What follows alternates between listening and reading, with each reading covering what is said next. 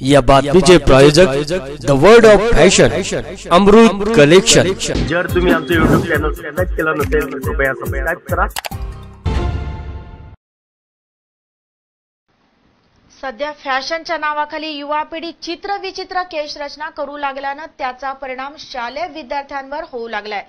कोल्हापुरातल्या मुस्लिम बोर्डिंग मध्ये शिक्षण घेणाऱ्या विद्यार्थ्यांनी अशीच विचित्र केशरचना केली होती।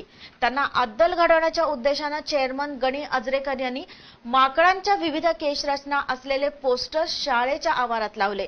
त्यामुळे खजील झालेल्या 200 विद्यार्थ्यांनी दुसऱ्याच दिवशी स्वतःहून केस कापून घेतले आणि यापुढे शिस्तीत वर्तन करणार असल्याचं दाखवून दिलं। आधुनिक काळात आपण भारतीय संस्कृती विसरत चाललोय। प्रत्येक गोष्टीत पाश्चात्यांचं अनुकरण केलं जाते। त्यामुळे चित्रविचित्र पेहराव, केशरचना, वर्तन युवा पिढीकडून घडतंय। त्याचा प्रभाव शालेय विद्यार्थ्यांवर होतोय। सध्या पाश्चात्य देशातील फुटबॉलपटू, क्रिकेटपटू यांच्यासारखी चित्रविचित्र केशरचना करण्याची स्टाईल युवा पिढीकडून केली जाते। विद्यार्थी दशेतील मुलं देखील अशी स्टाईल ठेवून प्रभाव पाडण्याचा प्रयत्न करतात। शहरासह विविध ठिकाणच्या शाळेत अशा केशरचना ठेवलेले असंख्य विद्यार्थी आढळून येतात। मुस्लिम बोर्डिंग संचलित नेहरू हायस्कूलमध्ये अनेक विद्यार्थ्यांनी अशाच प्रकारे चित्रविचित्र केशरचना केली होती। बोर्डिंगचे चेअरमन गणी अजरेकर यांनी ही केशरचना पाहून विद्यार्थ्यांना अद्दल घडवण्याचं ठरवलं। शाळेच्या नोटीस बोर्डावर त्यांनी माकडांच्या विविध केशरचना असलेली छायाचित्र प्रदर्शित केली।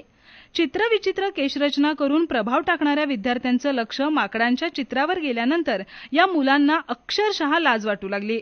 त्यामुळे त्यांचे चेहरे पाहण्याजोगे झाले होते। दुसऱ्याच दिवशी 200हून अधिक विद्यार्थ्यांनी विचित्र असलेली केशरचना बदलली। गणे अजरेकर यांनी लढवलेली शक्कल शाळा परिसर आणि पालकांच्या चर्चेचा विषय ठरली आहे।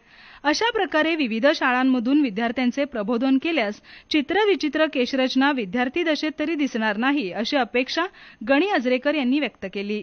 माकडांची फोटो लावली आणि आपली केशरचना कशी आहे हे जर सांगितलं तर निश्चितपणे यामध्ये फरक पडेल।